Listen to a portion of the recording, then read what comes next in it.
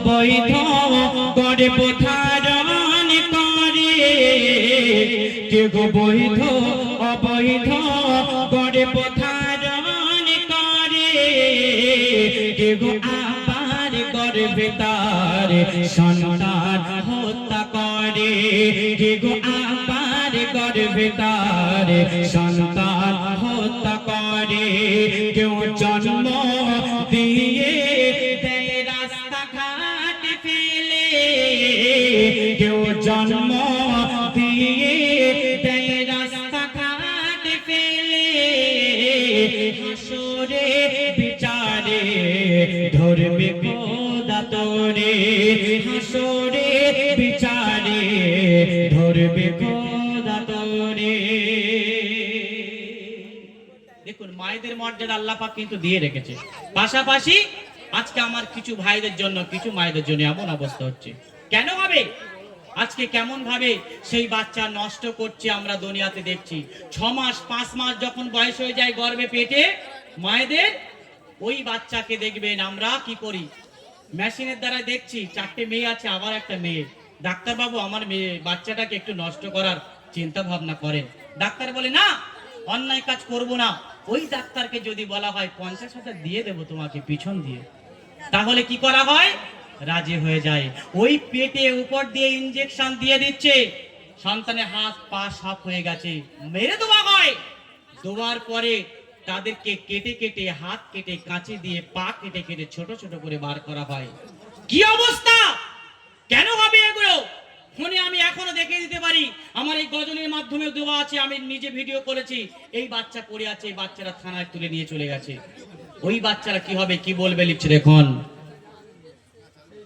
ওরা সব গুনাহ, ওরা সব গুনাহ মাসুম শিশু, করেনি অপরাধ করেনি তো কিছু, যে জন্ম নিবে খোদারে দুনিয়ায় তার রিজিক যোগাবে মোর আল্লাহ দয়াময়। তবে কোন কারণে আসতে দাওনি ভুবনে, তবে কোন কারণে আসতে দাওনি ভুবনে, তুমি পারবি না দিতে জান, তবে নিচ্ছ কেন কেড়ে, এর জবাব নেবে তোর আখিরের বিচারে, এর জবাব নেবে তোর আখিরের বিচারে। কি জবাব দেবে গো বলো খোদার দ্বারে, কি জবাব দেবে গো বলো খোদার দ্বারে। শেষ কথাই শুনবেন, কারা এগুলো করে? যে সমস্ত আমার ভাইয়ের আব্বারা ভাতের ভয় করে, কষ্ট করছে, আমি ইনকাম করছি, এত মেয়ে বিয়ে দেবো কি করে, এত মেয়ে খাওয়াবো কি করে, তারাই কিন্তু এই কাজগুলো করে। দেখুন ওই বাচ্চা কাল কিয়ামতের ময়দানে আল্লাহ পাক জিন্দা করবে, জিন্দা করে ওই বাচ্চা কি করবে, বাপ মাকে কি বলবে। আগের গজলে কি বলেছিল, আর এটাই ওই বাচ্চা কি বলবে লিখছে দেখুন শেষ কথাই। হাসরের মাঠেতে মোর আল্লাহ রহিমান, ওই গর্ভের শিশুদের করিবে জীবন দান।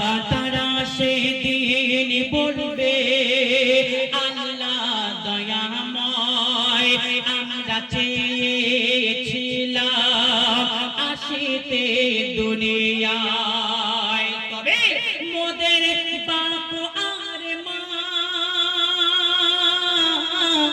মিলে দুজনায়, মোদের বাপ আর মা মিলে দুজনায়, এই দুনিয়ার মুখ তারা দেখতে দিল না। আজ চালাতে যদি হয় তো জাকির ভিতরে, আজ চালাতে যদি হয় তো জাকির ভিতরে,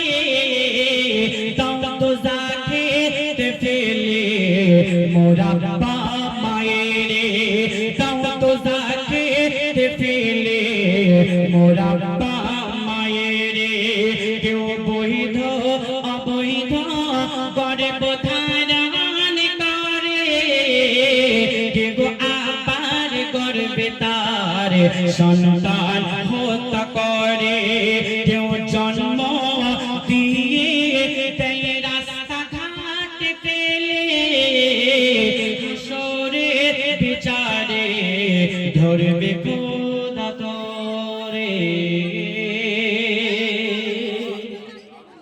আমি পরবর্তীতে আমার মা বোনেরা মন দিয়ে শুনবেন, আমি আগের গজলে কি বলেছিলাম, বাচ্চা বলবে আল্লাহ আমি ওই বাপ মাকে না নিয়ে জান্নাতে কিন্তু যাব না।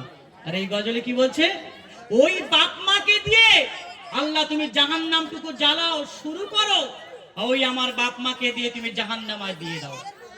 এর পরবর্তী যে গজলটুকু আসবো আমি, গর্ভবতী মায়ের কেমন ফাজিলাত, গর্ভের সন্তান এলে ওই মায়ের কেমন ফাজিলাত, এবং আরো বিভিন্ন রকম ছেলেদের পর্দা নিয়ে শোনাবো, জানুয়ারি মাস নিয়ে শোনাবো। তবে গজল যাই শোনেন আর না শোনেন, গর্ভবতী মাটা শুনে আপনারা যাবেন পরবর্তীতে যখন আসবো। কেন অনেক শিল্পী আছে সেটা আমি এখন গাইতে পারছি না, ওই গজলটা শুনলে বুঝতে পারবেন আর আবুল ইসলাম কি গাইছে।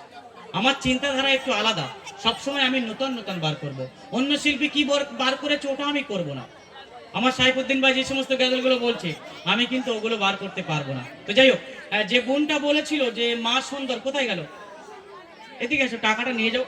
দেখুন আমার এই ছোট্ট বোনটা বলেছিল, ছোট বোনটা, যেই দুনিয়াতে সব থেকে মা সুন্দর, এটাই কিন্তু সঠিক উত্তর। তো আমি সেই ছোট্ট বোনকে আমি 20,000 টাকা উপহার করছি। এ বাচ্চারা কত, এটা 20 টাকা। এ কিন্তু টাকা তো সবার কাছে আছে, এটা হচ্ছে ভালোবাসার উপহার, এটা টাকা দিয়ে কেনা যাবে কি? এটা 20,000 টাকার সমান, কেন এটা ভালোবাসার উপহার। তো যাই হোক, ছোট বোন নেবেন। তোমার নাম কি? না মুস্কান, কি জানি ভুল শুনলাম নাকি? মুস্কান, মাশাআল্লাহ খুব সুন্দর নাম। জোরে একবার তাকবীর হয়ে যায় পরবর্তী শিল্পের জন্য। নারায়ে তাকবীর, নারায়ে তাকবীর। কমিটি ভাইরা ফাঁকি মারলে হবে না, সবাই একসাথে, ঠিক আছে, সবাই মিলে। আর অনুষ্ঠান এইভাবে চলবে, কোন রকম ফালতু গজল এখানে হবে না।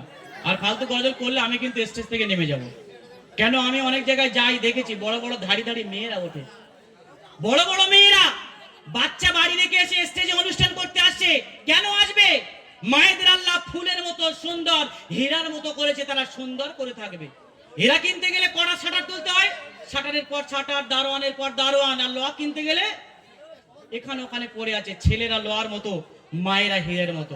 দেখবেন এখানে এসে আমার একটাই ভালো লেগেছে, সত্য কথা, কোনো ফালতু গজল হচ্ছে না আর কোনো মেয়ে শিল্পী নেই। তাই দেখবেন যে সমস্ত বড় বড় মেয়েরা আছে, 6 মাস আগে দাওয়াত করা আছে, মন দিয়ে শুনবেন, 6 মাস করে দাওয়াত আগে, 6 মাস আগে 6,000 টাকা, 2,000 টাকা অ্যাডভান্স খেয়ে ফেলেছে। কমিটিদের অনুষ্ঠান আগামী সোমবার। আল্লাহ পাক জানে আমরা সবাই মা বোনদের প্রত্যেক মাসে আল্লাহ পাক তাদের শরীরকে নাপাক করে দেয়, এটা লজ্জার কোনো ব্যাপার নয়। অনেক মেয়েরা আছে ওই নাপাক অবস্থায় ওই অনুষ্ঠানের দিনে শরীর খারাপ করেছে, অনুষ্ঠানের 2 দিন আগে শরীর খারাপ করেছে, ওই নাপাক অবস্থায় দেখবেন এই নবিয়ানা মাহফিলে গজল করে চলে যাবে। তারা কোনোদিন মানা করবে না যে আমি আজকে যেতে পারছি না, আমার শরীরটুকু ভালো নেই। আমার ভাইরা ভুল কথা বলছি নাকি আমি? এটা নবিয়ানা মাহফিল, কোন মেয়েদেরকে আনবেন না, যদি আনেন ছোট ছোট মেয়েদেরকে আনবেন। কথাগুলো হয়তো খারাপ, কেউ মাইন্ডে নেবেন না। তো যাই হোক, জোরে একবার তাকবীর হয়ে যাক। নারায়ে তাকবীর, নারায়ে তাকবীর, নারায়ে তাকবীর।